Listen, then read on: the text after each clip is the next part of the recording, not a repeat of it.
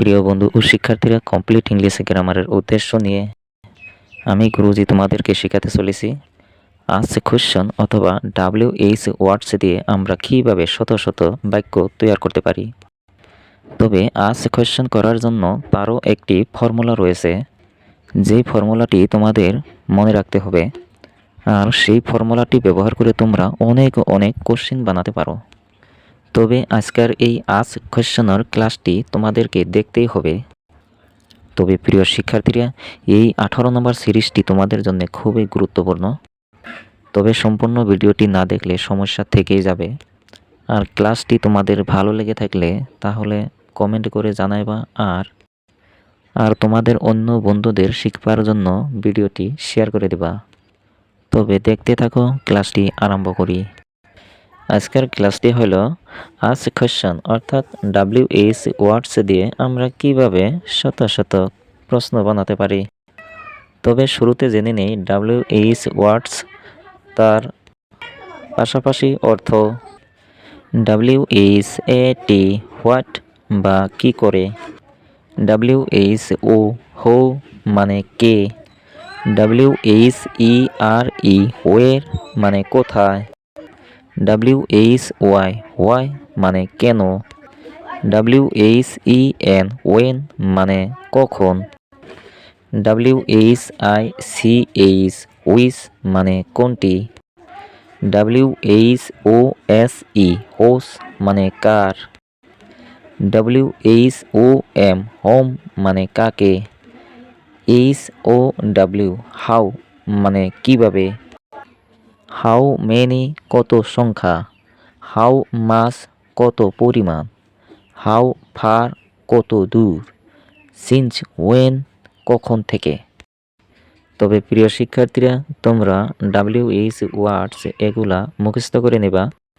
প্রিয় শিক্ষার্থীরা, এখন চলো আমরা শিখতে চলি আজ কোশ্চেন করার জন্যে কোনটি ফর্মুলা প্রয়োগ করতে হয়।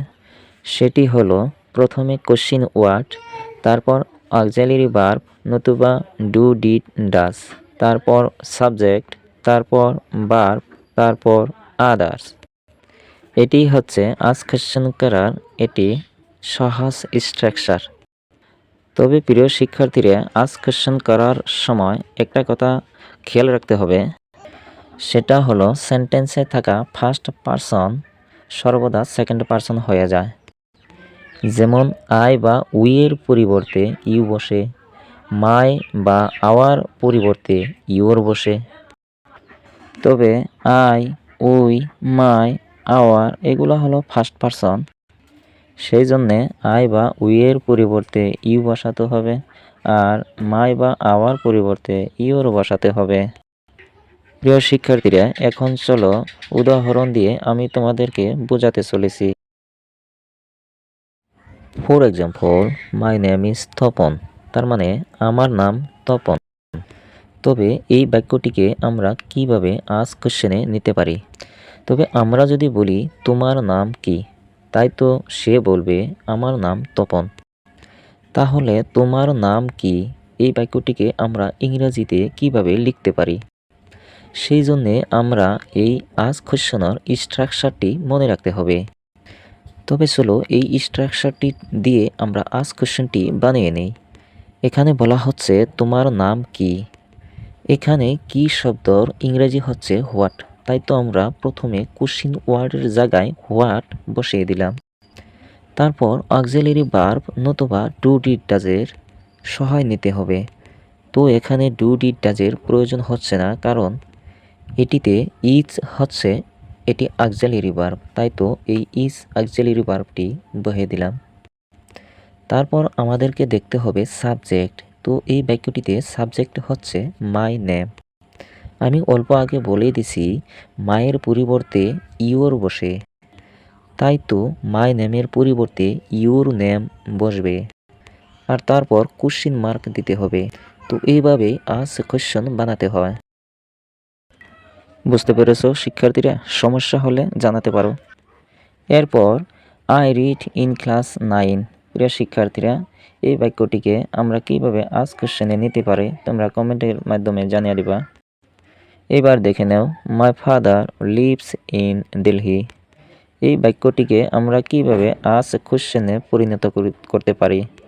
তাহলে আমরা জেনে নেই, মাই ফাদার লিভস ইন দিল্লি তার মানে হচ্ছে আমার বাবা দিল্লিতে বাস করে। তবে এটাকে প্রশ্ন করলে হবে, তোমার বাবা কোথায় বাস করে? তো তোমার বাবা কোথায় বাস করে এটাকে আমরা ইংরেজিতে কিভাবে লিখতে পারি? এখানে কোথায় শব্দটা আছে তাই তো আমরা ওয়ের বসাতে পারি। তারপর অক্সিলারি ভার্ব অথবা ডু ডিড ডাজ বসাতে হবে। এই বাক্যটিতে কোনো অক্সিলারি ভার্ব নাই, তাই তো আমরা ডু ডিড ডাজের ব্যবহার নিয়ে নেব। এখন আমরা বুঝতে হবে এটি কোন টেন্স, কারণ টেন্স অনুসারে ডু ডিড ডাজের ব্যবহার করতে হয়।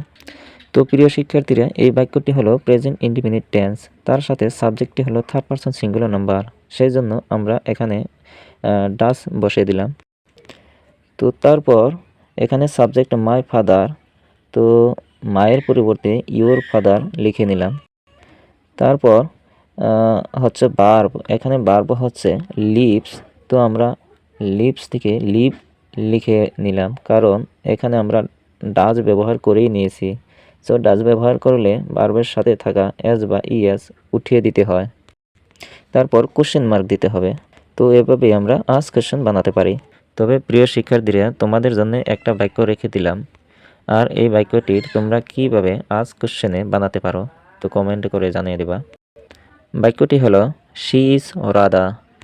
তবে প্রিয় শিক্ষার্থীরা, আজকের মতো ভিডিও এখানে শেষ করছি, আর পরবর্তী ভিডিওতে তোমাদের জন্য নিয়ে আসতে আসি টেক কোশ্চেন।